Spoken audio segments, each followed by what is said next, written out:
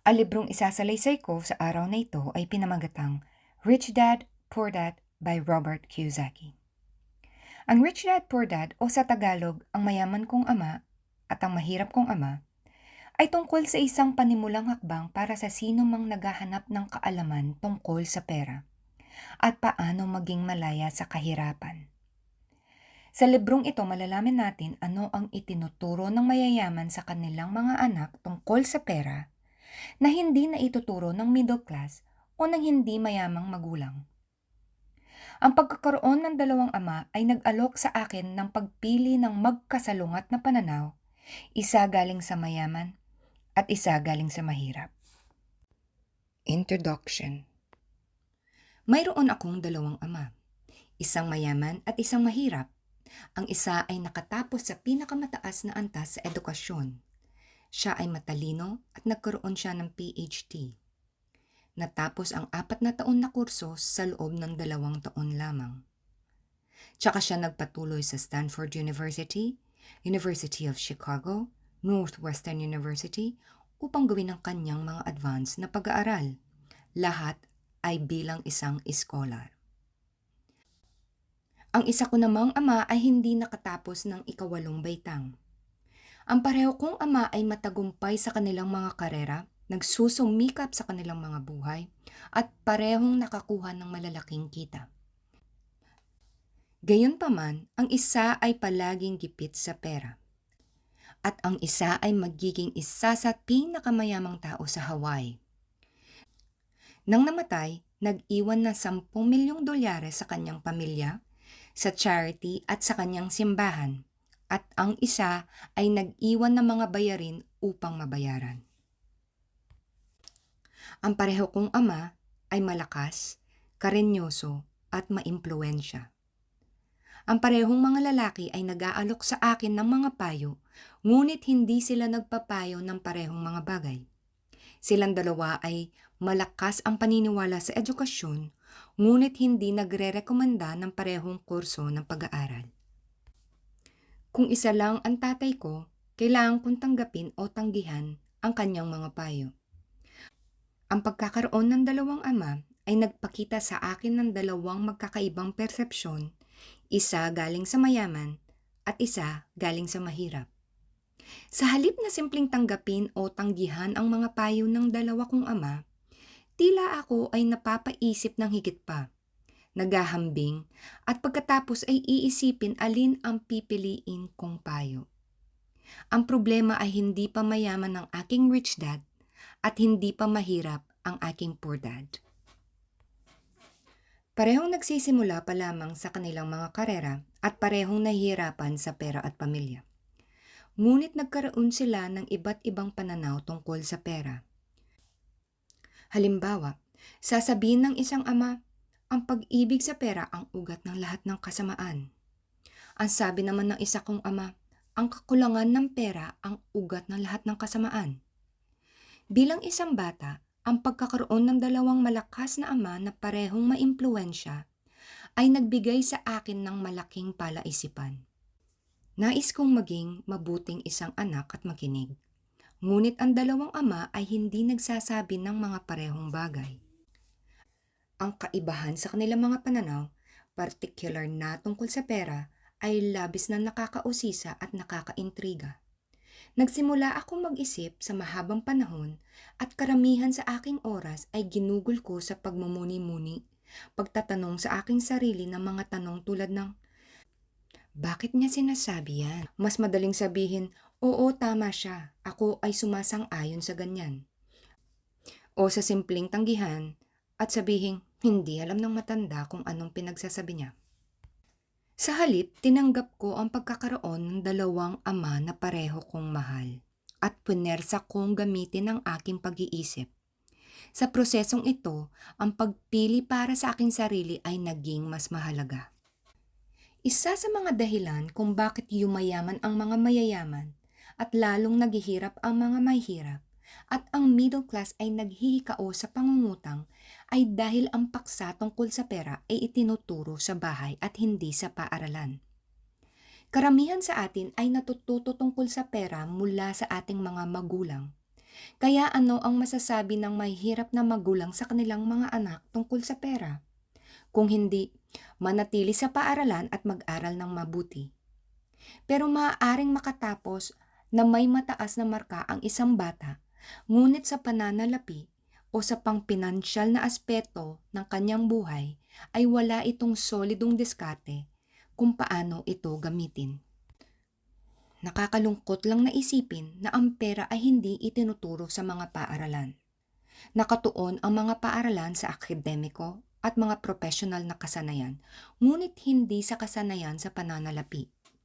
Itinuturo nito kung paano maging matalinong banker, doctor at accountant na nakakahuha ng mahusay na marka pero nahihirapan sa pananalapi sa buong buhay nila. Ang ating tumataginting na pambansang utang ay dahil sa malaking bahagi sa mataas na pinag-aralan ng mga politiko at gobyernong mga opisyal na gumagawa ng mga desisyon sa pananalapi na may kaunti o walang pagsasanay sa paksa tungkol sa pera.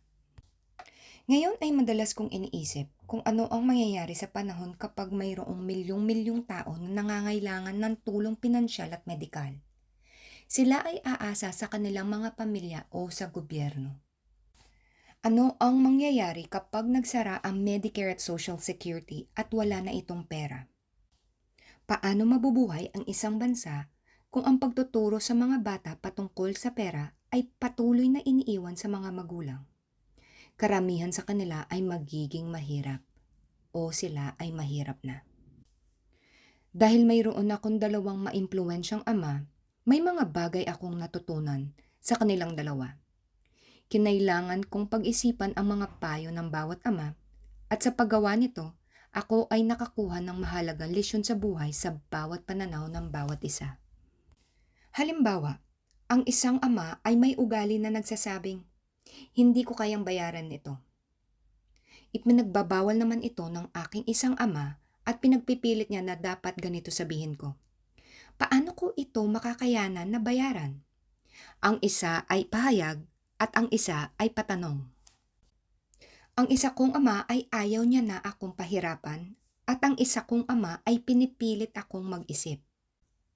Ang aking soon-to-be-rich dad ay ipinaliwanag na kapag sinabi ang mga salitang hindi ko kayang bayaran, humihinto sa paggana ang iyong utak. Pero sa pagsabi ng tanong na paano ko ito makakayanan na bayaran, pinapagana ang utak mo. Pero hindi ibig sabihin na dapat mong bilhin ang lahat ng gusto mo. Panatiko lang siya pagtungkol sa pag-ehersisyo ng kanyang pag-iisip. Ang sabi niya ay ang pag-iisip ang pinakamakapangyarihan na computer sa buong mundo. Ang sabi niya, lalong lumalakas ang utak ko araw-araw dahil araw-araw ko itong ine-exercise. Habang lumalakas ito, mas maraming pera ang maaari kong kitain.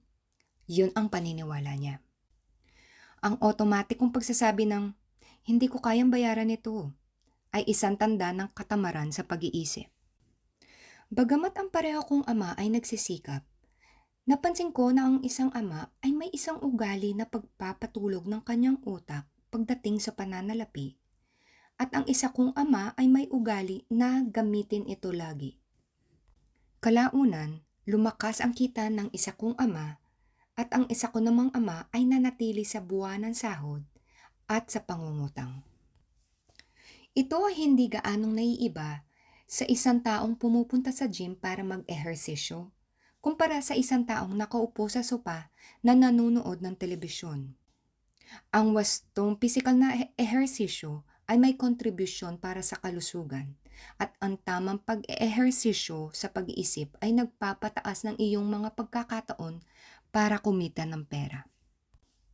Ang aking dalawang ama ay may magkasalungat na saloobin. Pahayag ng mayaman kong ama na dapat magbayad ng higit pa sa buwis para matulungan ang mga mahihirap. Sabi naman ng isa kong ama, ang buwis ay kaparusahan sa mga manggagawa at napupunta lang sa mga hindi karapat-dapat. Ang sabi ng aking isang ama, mag-aral kang mabuti para makahanap ka ng magandang trabaho sa magandang kumpanya. Ang isa ko namang ama ay nagsabing, mag-aral kang mabuti para ikaw ay makahanap ng magandang kumpanyang bibilhin para makalikha ka ng magagandang posisyon sa iyong kumpanya. Ang sabi pa ng aking isang ama, ang dahilan kung bakit hindi ako mayaman ay dahil mayroon akong mga anak. Pero sabi ng aking isang ama, ang dahilan kung bakit ako dapat maging mayaman ay dahil mayroon akong mga anak. Hinihikayat ng isang ama, ang pakikipag-usap tungkol sa pera at negosyo ay paghapunan, habang ang isa ay nagbabawal sa paksa ng pera na talakayin sa hapagkainan. Sabi ng isa, pagdating sa pera, play it safe, lumayo sa panganib. Sabi naman ng isa, matutong pamahalaan ang panganib. Naniniwala ang isa, ang aming tahanan, ang aming pinakamalaking puhunan at ang aming pinakamalaking napundar. Ang isa ay naniniwala na ang aking bahay ay isang liabilidad. At kung sa tingin mo, ang bahay ang pinakamalaking asset mo, nagkakaproblema ka. Parehong binabayaran ng ama ang kanilang mga babayarin sa oras. Ngunit ang isa ay nagbabayad muna ng kanyang mga bayarin habang ang isa ay huling binabayaran ang kanyang mga babayarin. Ang isang ama ay naniniwala na ang isang kumpanya o gobyerno ang nangangalaga sa iyo at sa iyong mga pangangailangan. Palagi siyang concern tungkol sa pagtaas ng sweldo, mga plano sa pagre-retiro, mga benepisyong medikal, sick leave, annual leave at iba pang benepisyo. Humahanga siya sa dalawa niyang tiyuhin na sumali sa militar at nakakuha ng retirement and entitlement package habang buhay, pagkatapos ng 2 taon na aktibong serbisyo. Gusto niya ang ideya ng medikal, mga benepisyo at mga pribilehiyo ng PX na ibinigay ng mga militar sa mga retirado nito. Gusto niya ang sistema ng panunungkulan na magamit sa universidad.